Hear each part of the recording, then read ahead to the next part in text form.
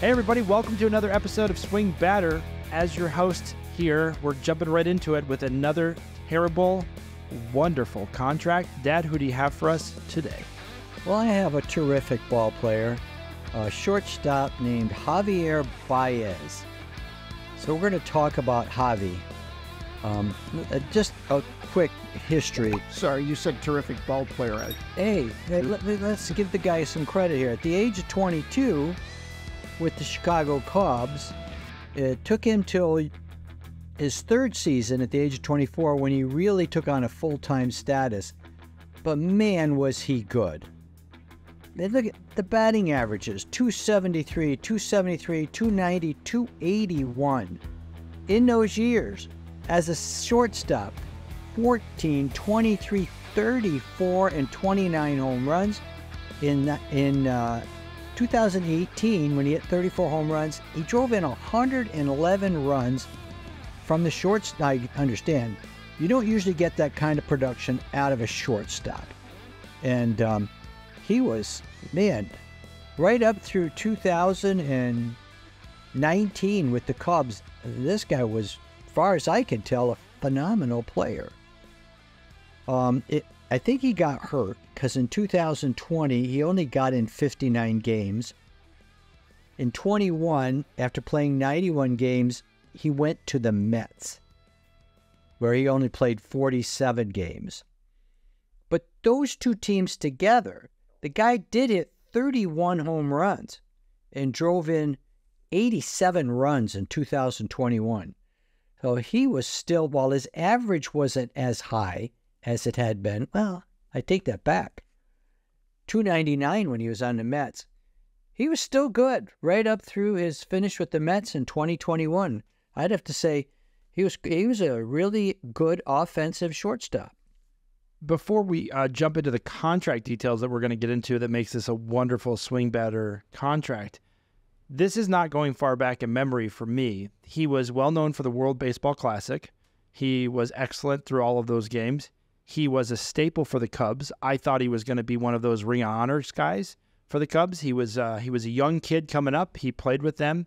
He helped them through their ups and downs, if you will, and they were going to be a staple. And then when they traded him off to the Mets, it was kind of what is going to happen to him. And then the Mets got him, and I thought for sure he would stay with them forever because the Mets traded him for a playoff run, I believe. At the time, they were trying to move him and try to get things going. The Cubs were giving up. The Mets were trying to make something happen.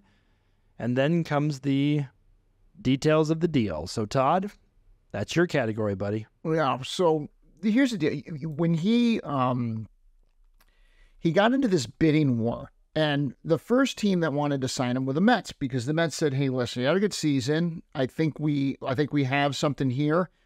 And so, according to my sources, the Mets offered Baez 4 years, $84 million. Wow. About, $21 million a year. Listen, in 2020 money, not that bad. The Cubs also had some interest in, bringing him back. The Boston Red Sox, they were looking at possibly bringing him in. What's his age for this contract? Are we in his 30s, late 20s? What do we got? His signing age, he would turn 29.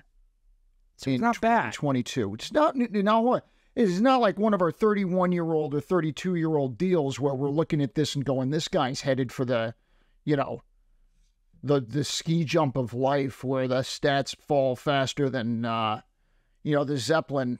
Oh, the humanity. So anyway, so you had the Boston Red Sox, Seattle Mariners. They saw him as a fit for their infield. And they went the other direction. Texas Rangers showed interest in upgrading their middle infield. They considered Baez as a potential target.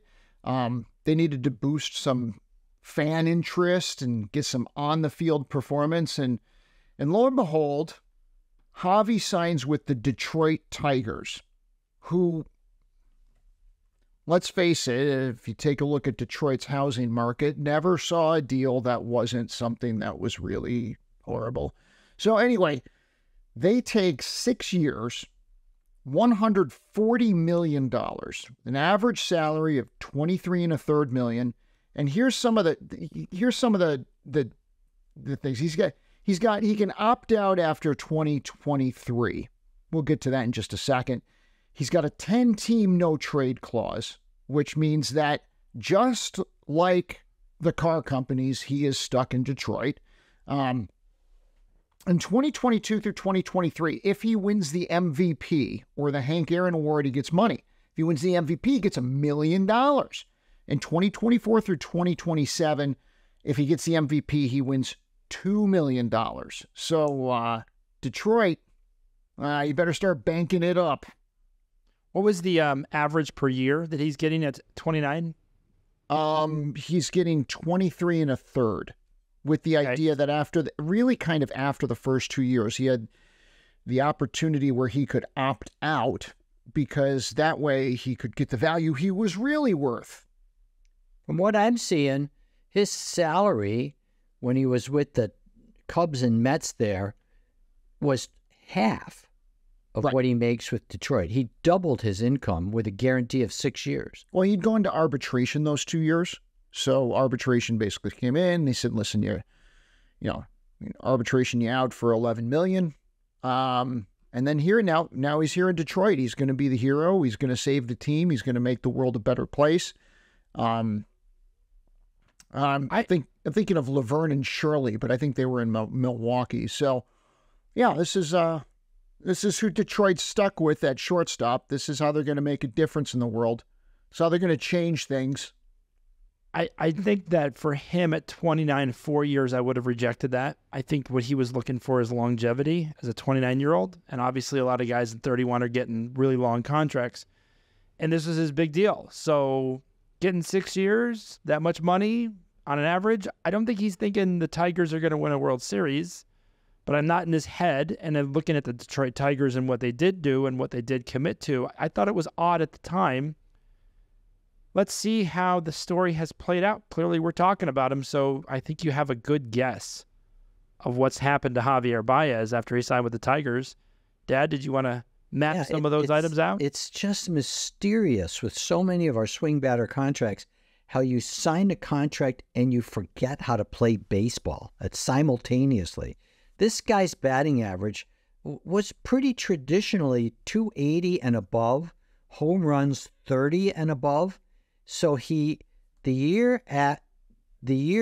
he had with the Mets and Cubs together, he had 31 home runs, drove in 87. His batting average with the Mets was 299. Then the next year, 2022, his first year with Detroit, that average goes to 238. Home runs dropped to 17, RBIs to 67. And he strikes out 147 times. I mean, he struck out pretty fair amount with the Cubs, but this is the combination of those is like, who is this guy? Let's wait a second here. It's the first year of a deal, and when you have a lot of money, your first year, I usually give you a mulligan because you're trying to play out of your mind. So you're swinging for the fences. That's why the strikeouts are that bad. Let's get to year two. So he comes out of the first year of the contract with the plate discipline of a cat's mood. And what do we got? What's year two look like for this? At the year two is just terrible. His batting average drops to 222. He's only able to hit 9 home runs, but he's good on strikeouts. He's up to 125. This is a horrible, horrible season. If the first year was bad with a 238 average, that looks good compared to last year, his second year. Guy makes contact less than a Wi-Fi signal in my house. Todd, you said something about an opt-out after year two, I believe, because, again, that year, he's 31 now. Uh-huh. The big year, you get the 10-year deal, so he gets an opt-out clause. After those stats, I'm pretty sure we know the story here, but he gets an opt-out, the team does not. Yeah, so the Detroit Tigers were sitting there thinking to themselves, waiting with bated breath as we go into the World Series, is Baez going to pull an A-Rod and announce during the World Series that he's becoming a free agent? And lo and behold, they wait by that red phone. It's the Baez opt-out phone, praying to the baseball gods, saying, dear, dear baseball gods, grant our wish. And no, it never rang. He did not opt out, which means somebody said to him, this is as good as it gets, Javi. This is as good as it gets. Yeah, not much of a market for a guy batting .222 at 9 home runs. So and I understand his fielding wasn't the best, right, Todd? Oh, yeah. So he won 1 Gold Glove, right? But let's check and see who at shortstop was first in errors. Javi Baez. Javi Baez. It's not enough that your bat is basically the most impotent wand in Harry Potter's shop. You now have a glove that's got more holes than a Swiss cheese factory. Come on, man. This guy's a disaster. And I don't even know how you can say, like, leading up to this contract, it made sense. I'm looking at the stats. He sucked. I mean, this guy's just horrible. He's just not good.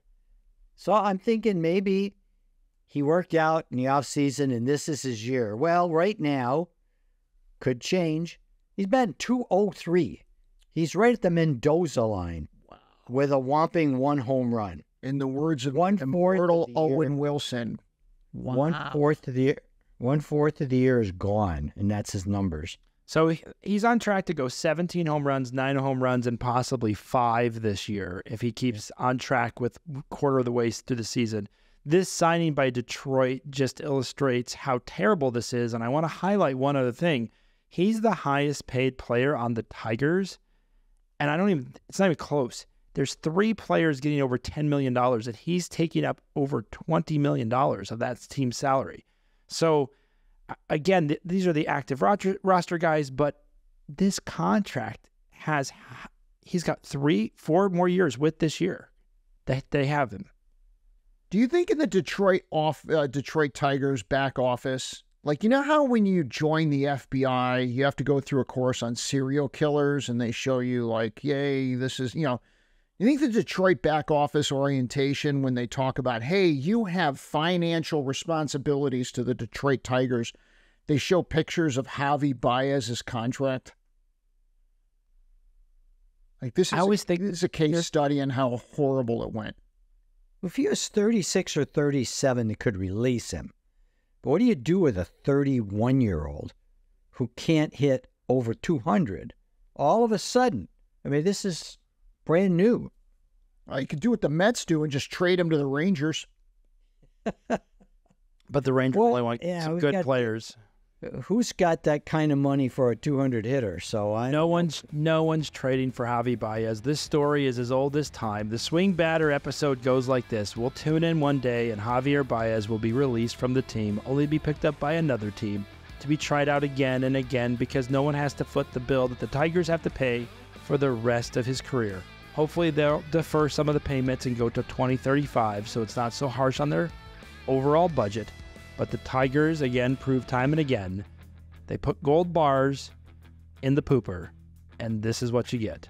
So that's another contract from Swing Batter. That's Javier Baez, who is currently playing for the Tigers this year. Be sure to check out his stat line because it doesn't fill anything. Thank you, Dad, and thank you, Todd. Appreciate it.